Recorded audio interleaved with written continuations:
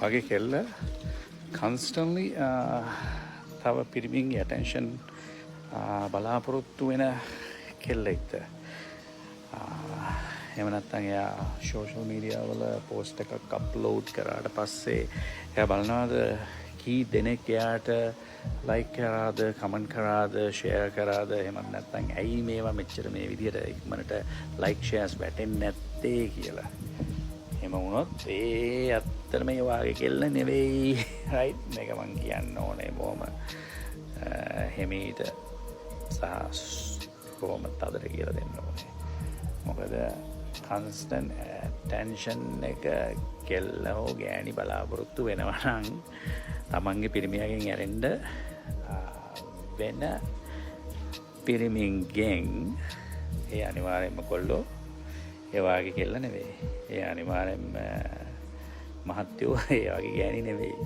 මොකද ගෑණියෙක් කෙල්ලෙක් වැලිඩේෂන් කියන එක බලාපොරොත්තු වෙන්න ඕනේ තමන්ගේ පිරිමියාගෙන් විතරයි.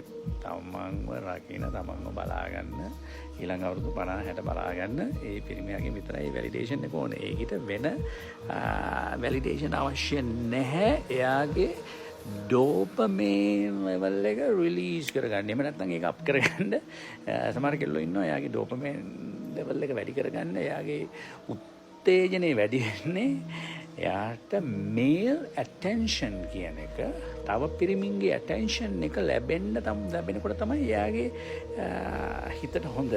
right? කවුරු හරි එයා බැලුවාද? right?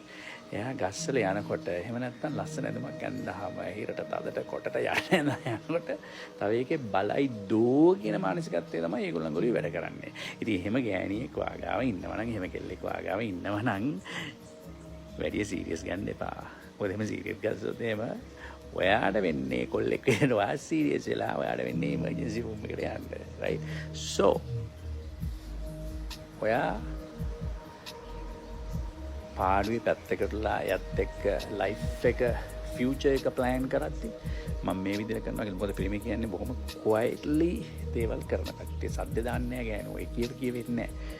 එයා ක්වයිට්ලි කරද්දී ආගේ කෙල්ල quietly කරන්නේ social media වල එන likes ටික, comments ටික, එයාට privately එන emojis ටික, එන reaction ටිකට තමයි එයාගේ dopamine level එක up වෙන්නේ. right? එහෙම කෙල්ලෙක් වෙනුවෙන් ඔයා future එක plan කරගෙන ගිහිල්ලා ඔයා බිම වැටුණාට පස්සේ ඔයාට වෙනවා මාව reach කරලා දුක කියලා හිත හදාගන්න. ඉතින් එහෙම වෙන්නේ නැතුව මේ දේවල් මුලින්ම දකිද්දී එක්ක කෙල්ල හදාගන්න. එහෙම නැත්නම් කොල්ලෝ ඔයා හැදෙන්න. that's simple. හැමෝම නෙවෙයි. සමහර කියලා කිව්වේ හොඳේ. කට්ටිය ඔක්කොම ටිපර් වෙන්න එපා මේ වෙලාවේ.